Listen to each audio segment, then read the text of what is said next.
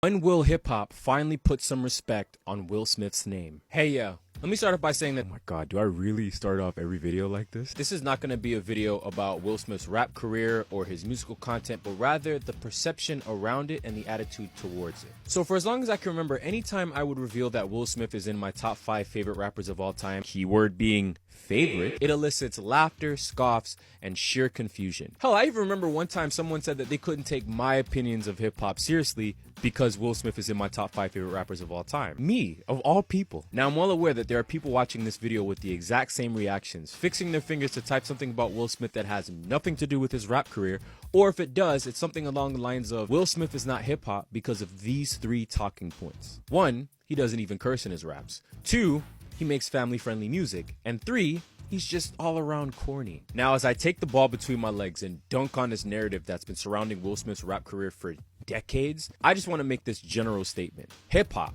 like any other culture, like any other community, like our entire human existence actually, is non-monolithic. There is not one way to do hip-hop. There is not one way to be hip-hop. So when people use these qualifiers to somehow disqualify Will Smith from the conversation, it makes me laugh, because if you really wanted to, you could do the same thing with a lot of the things that we hold in hip-hop culture as a high standard. For example, using the point that he doesn't curse against him, but let's apply that to other rappers, shall we? Like Rakim, the God MC, who may have cussed once or twice in a song or two, still, early on in his career, made a conscious effort not to cuss. Is that conscious to not curse on record? Yeah, in the beginning. What about this one? Method Man. For like 10 years now, I haven't cursed on a record. That was by choice. Once I did it, and it still sounded hard, I was like, let me see if I can continue doing this. Now, for me personally, as someone who used to rap, I used to write rhymes that didn't have cusses in them because I felt very similarly to Method Man. I wanted to find different or equally as powerful words to use in place of the cuss words. To me, that's impressive. It speaks to a certain skill level to be able to write 16, 32, 68 plus bars of no cussing. Will Smith don't got a cuss in his raps to sell records. Tell me what that says about Will Smith if dope MCs like Rakim and Method Man can do the same thing. But also, think about this for a minute. Back in the 90s, because hip-hop was under heavy scrutiny by the media and by politicians, it became an industry standard for rappers to record 2 versions of songs. One for radio and TV, and one for the album. Straight out of Compton, it's a crazy brother named Ice Cube, from the stupid dope gang with an attitude. First off, touch your chick and the click you claim. West side, when we rock, come equipped with game. Standing on the corner, straight slanging rocks. Oh man, here comes a crooked ass cop.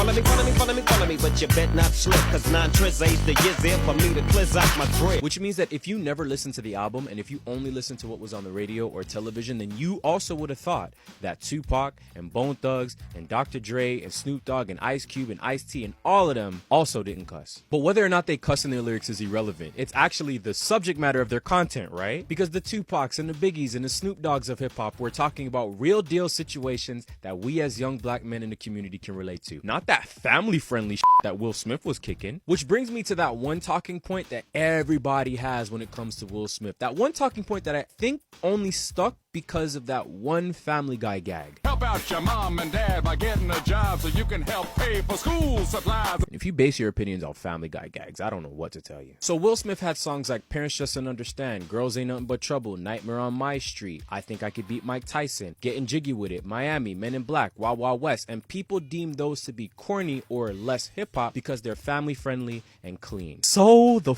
what? Like I said earlier, hip-hop is not a monolith. It's crazy to me because the same people who bash and criticize Will Smith for making fun, family-friendly music are the same people who in the same breath will complain about hip-hop sounding the same nowadays. So let me get this straight. You complain about hip-hop's lack of versatility, yet you deem Will Smith to be not hip-hop, despite the fact that he represented hip-hop at its most multifaceted. Make it make sense. The Will Smiths, the Kid 'n Plays, the Fat Boys, the Heavy D's, and yes, the MC Hammers of hip-hop are just as important to the culture as the NWAs, the Public Enemies, the Ice-T's, the Wu-Tangs, the Slick Ricks, the 2 Live Crews. And I don't care what none of y'all say, I can relate to some of the stuff that Will Smith is rapping about. And to some extent, you can too. I mean, we all know what it's like to go shopping with our parents and they want to buy us an outfit that we know we're going to get ranked on at school for. before, or the night we watched a horror movie we actually had a vivid nightmare about it. I can relate to Will Smith just as much as I can relate to Tupac. Hip-hop is not a monolith. I mean, isn't one of the reasons why we love Outkast so much is because they represent an alternative side of our culture? Because of their authenticity and their willingness to be themselves in their music. That's Will Smith too. And let's be all the way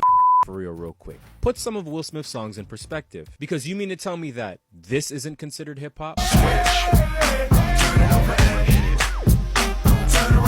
But somehow this is? Find me in the club, bottle full of bub. Mama, I got what you need if you need to feel a buzz. You mean to tell me that this isn't considered hip-hop? Listen, homeboys, don't mean to bust your bubble, but girls of the world ain't nothing but trouble. But somehow this is? Friends is a word we use every day. Most of the time we use it in the wrong way. What makes this less hip-hop Everybody looking at me, glancing a kid. Wishing they was dancing a jig here with this handsome kid. than this? My waist bone's connected to my hip bone. My hip bone's connected to my thigh bone. My thigh bone's connected to my knee bone. My knee bone's connected to my party. Nah, cause seriously, what the was DOS Effects talking about here? And no, I'm not saying that those songs are not hip-hop. I'm just trying to make a point here. Hip-hop is not a monolith. The fact of the matter is this. Being hip-hop wasn't something Will Smith tried to be, it's what he was. He was running the same race and jumping the same hurdles as every other rapper, so why does the culture trip him up? You see what I did there? W for you if you got the reference. A lot of the times when people talk about Will Smith and him not measuring up to a certain standard of hip-hop, I tend to ask them this question. Have you heard any of his other songs outside the one or two popular ones that you know? And 9 times out of 10, their answer is no, and that's a shame because if they really listen to his albums, He's the DJ, I'm the Rapper, Code Red, Home Base, Rock the House, Big Willie Style, Millennium, then they would see that Will Smith is exactly what the culture needed to show that hip-hop was multi-dimensional and multifaceted. If you listen to Will Smith's music, then you would see that he's a dope lyricist. You would see that he's a dope storyteller. You would see that he has songs that you could relate to. Hell, I know for a fact that when I have a child, just the two of us is going to hit me a whole lot differently. And yes, you would even see that he cursed the 1-2 times in his songs. You saw my blinker, bitch. But there continues to be this narrative around Will Smith as a rapper because no one wants to dig into his catalog, because no one wants to put his career and his music in perspective, and because of this long-standing rumor